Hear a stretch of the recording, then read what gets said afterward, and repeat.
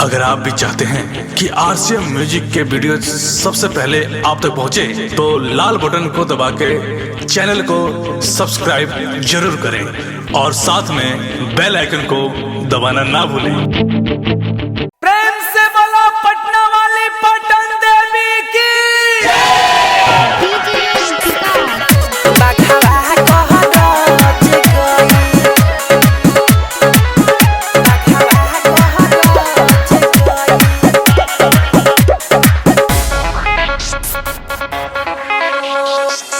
पूजा कहरे गईले रहली नवकी भौजाई, ललकी चुनरिया संगे थाली सजाई।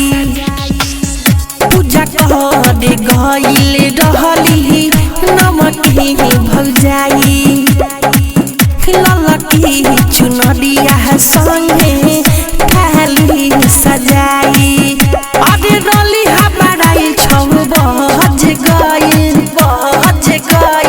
भौजी के देखिए समझ गई, बाघावा गहरज गई। भौजी के देखी के समझ गई, बाघावा गहरज गई।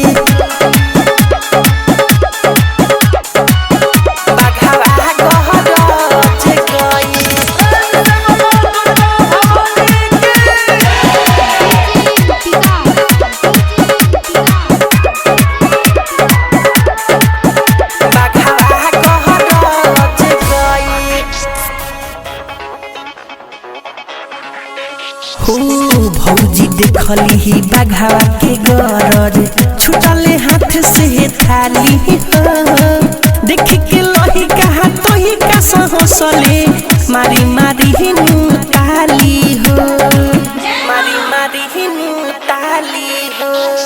भौजी देखली ही बाघावा के गरज, छुटले हाथ से थाली हो देख के लही कहा तो ही का से हंसले, मारी मारी हिनु ताली हो।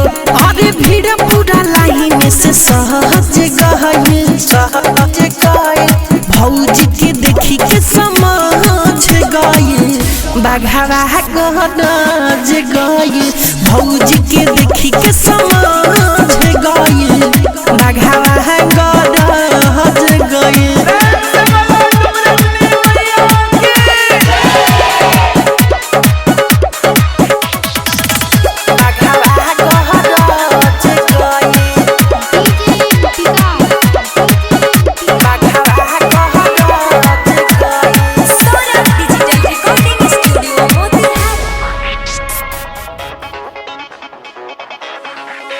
हाँ झटकल भौजी अपना घरे चहली अइली हो, राइटर के से विशेष पूछेले, बड़ा का मुहावा फुलैली हो, बड़ा का मुहावा फुलैली हो।